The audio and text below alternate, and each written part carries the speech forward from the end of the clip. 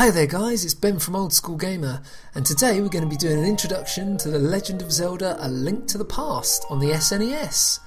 Okay, so originally released in 1992, A Link to the Past has sold over 4 million units worldwide and has currently been ported to 2 consoles, the Game Boy Advance with a couple of slight changes and the Wii U's Virtual Console.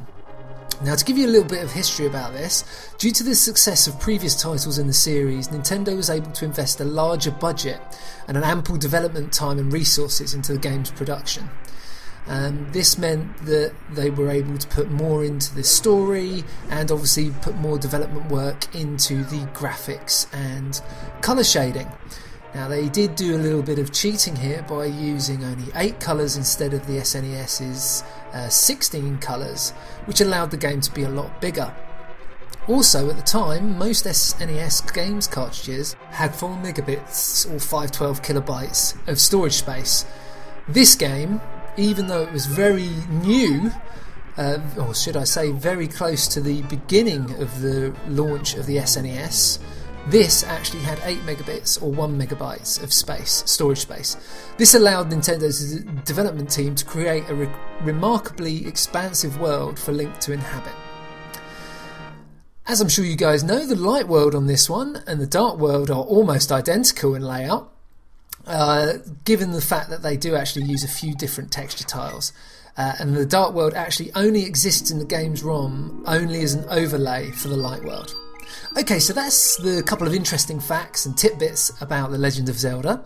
Now I'm going to tell you about my personal experiences of this game. So this was actually the second game that I ever owned on the SNES, and this was the first Zelda game that I'd actually played. It introduced me to this very much loved series, and for me this is still one of the best Zelda titles produced to date. I just love the story, the storytelling, the gameplay itself.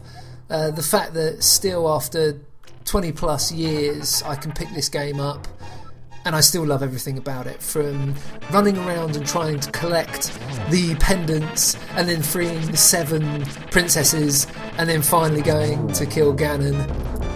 This game for me, it just has such great memories. I always remember me and one of my best friends at the time, we collected all of Nintendo Magazine's walkthroughs for this one, because obviously this game was pretty tough to find everything.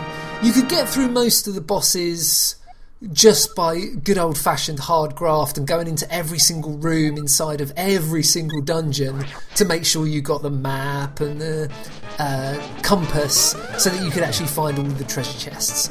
But to be able to collect all of the hearts and all of the special power-ups, such as changing your boomerang even from blue to red,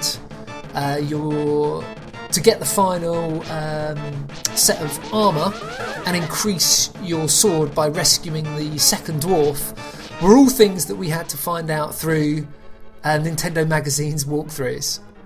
Okay guys, that's it from me for the introduction and the fun facts for The Legend of Zelda: A Link to the Past for the SNES. I hope you've enjoyed just a few of these little tidbits and my experience of the game. Don't forget to comment and subscribe, and I'll see you in game. Cheers!